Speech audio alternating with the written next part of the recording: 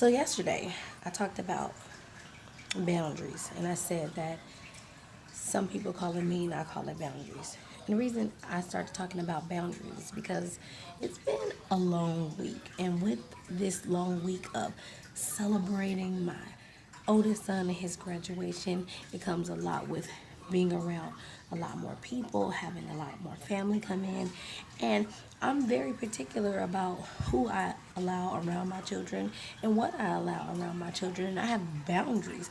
Boundaries are a line that marks the limit, right? And boundaries are for you. I have boundaries from myself. I mean, they might be for you too, depending on what type of character you want to pull out of me when you cross my boundaries. But I have boundaries set in place to keep me mentally, emotionally stable. And so I think it's important that we not limit our boundaries or feel ashamed or bad to have boundaries or allow people to call you mean because you have boundaries. I feel like if I have a boundary with you, it's because you crossed the line. You try to take advantage of a situation, and now I have to put in place this boundary to tell myself that it's not okay.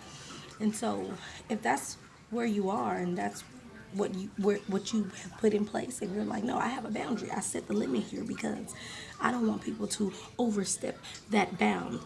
Hey, so be it. Set your boundaries and don't feel bad about it.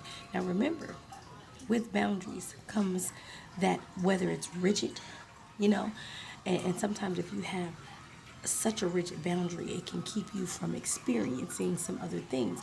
But it's not a bad thing to set boundaries. And if you have to say, okay, I set a boundary, but I also have some requirements and I also can make adjustments to this boundary, great. But if right now you don't have no adjustment in that boundary, it is what it is. Set it and let it go. It's G time, y'all.